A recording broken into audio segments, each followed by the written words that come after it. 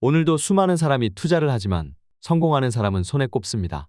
그만큼 현명한 투자자가 되는 게 어렵다는 얘기겠죠. 왜 그럴까요? 우리나라는 투자와 돈 교육이 미흡합니다. 유교 문화의 전통에 영향을 받았기 때문이라고 봅니다. 산원공상이라는 유교의 신분 제도는 직업을 기준으로 귀천을 결정했습니다. 관리를 포함한 지식 계층 전체를 가장 귀한 존재로 인식했고 반대로 상업 이익을 취하는 상을 천하다 본 거지요. 사실 1970년대 산업화가 본격적으로 시작되기 전까지 이런 식의 사고가 우리 사회를 지배했다고 해도 과언이 아닙니다. 한국의 산업화 역사는 50년이 조금 넘었습니다. 돈에 대한 인식의 변화가 일천하다는 얘기입니다. 무엇보다 한국의 경제 성장은 지극히 압축적이었습니다. 산업화로 이처럼 단기간에 선진국 반열에 올라선 국가는 한국이 거의 유일합니다. 압축이란 당연히 거쳐야 하는 과정이 생략됐다는 얘기이기도 합니다. 투자 역시 같습니다. 일반인들이 투자의 개념을 정립하기도 전에 한국의 자본시장, 자산시장은 너무 빨리 성장해버렸습니다. 2000년대 이전까지만 해도 투자는 극소수의 전유물이었습니다. 현재와 가치 투자가 거의 모든 사람의 관심을 끌면서 일반화된 시기는 2008년 금융위기 이후라고 봐야 합니다. 이제 겨우 10여 년이 간 넘은 겁니다. 투자자는 폭증했지만 이들 대부분이 투자와 돈 공부가 미진한 채로 참여했습니다. 친구 따라 강남 가듯 가까운 동료나 친지가 돈을 벌었다 하니 별다른 준비 없이 시장에 뛰어들었죠. 공부라고 해봐야 넘쳐나는 재테크 책 몇 권 읽고 유튜브 강의 몇 번 들은 게 전부입니다. 스스로 판단할 자신이 없으니 남의 말만 믿고 투자에 나선 셈입니다.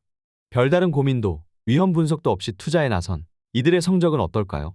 10중 8구 실패가 예정되었다고 할 수 있습니다. 투자의 두 얼굴을 직면하라. 왜 우리는 자유를 꿈꾸는 걸까요? 우리는 태어나면서부터 무엇을 하라는 권고를 받고 잘했다는 칭찬보다는 무엇을 하지 말라는 통제 혹은 잘못했다는 나무람을 더 많이 듣습니다. 잘하면서는 각종 규제와 법에 길들여지죠. 세상은 온통 나를 얽어매는 것으로 가득합니다. 그럴수록 내 의지대로 의사결정을 할 수 있는 자유를 갈망하는 마음은 깊어집니다. 문제는 경제적 요인이 그 자유를 제약하는 가장 큰 장애물이란 거죠. 따라서 자유를 원한다면 가장 먼저 경제적 자립을 넘어 경제적 자유를 획득해야 합니다.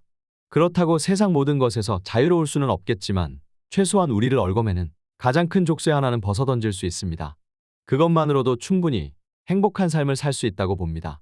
한데 이쯤에서 자유의 또 다른 속성을 살펴볼 필요가 있습니다.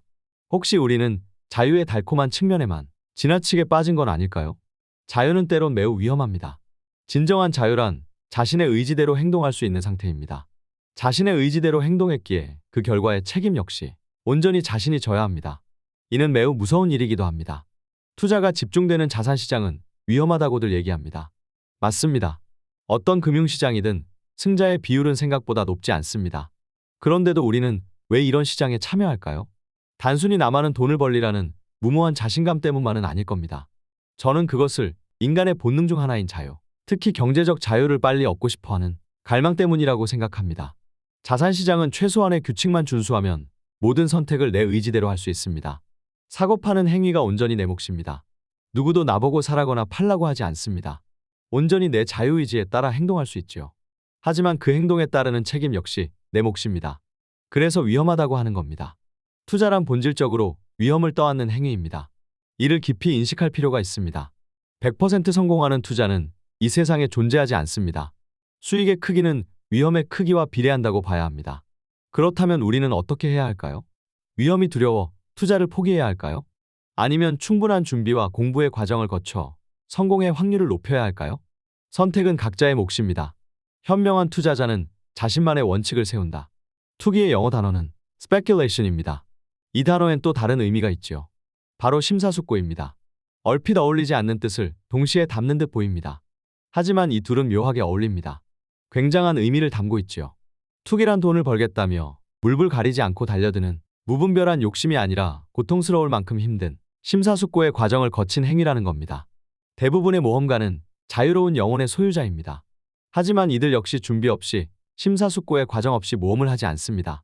히말라야 등반을 하려고 몇 달에서 몇 년에 걸친 준비를 합니다. 투자 역시 모험과 다르지 않습니다. 자산시장은 준비 없이 들어온 자를 용서하지 않습니다. 투자란 참여자의 온전한 책임을 전제로 한 심사숙고의 과정임을 잊으면 안 됩니다. 위험하다는 걸 안다면 그 위험 중 상당 부분은 피해갈 수 있습니다. 지진이 언제 발생할지, 폭풍이 언제 올지 알면 대피가 가능하듯 말입니다. 초보 투자자가 반드시 알아야 할 원칙만 알아도 투자에서 발생할 수 있는 수많은 위험을 상당 부분 줄일 수 있다고 저는 믿습니다. 누구나 돈을 벌 수 있는 방법은 이 세상에 존재하지 않습니다. 우리가 할 수 있는 최선은 각자 자신의 투자 원칙을 세우는 겁니다. 경제적 자유는 독립적 인간이 되는 걸 의미하기도 합니다. 수많은 공부를 하며 자신만의 원칙을 세운 독립적 투자자가 마침내 성공합니다. 모두가 경제적 자유인이 될 수 있기를 소망합니다.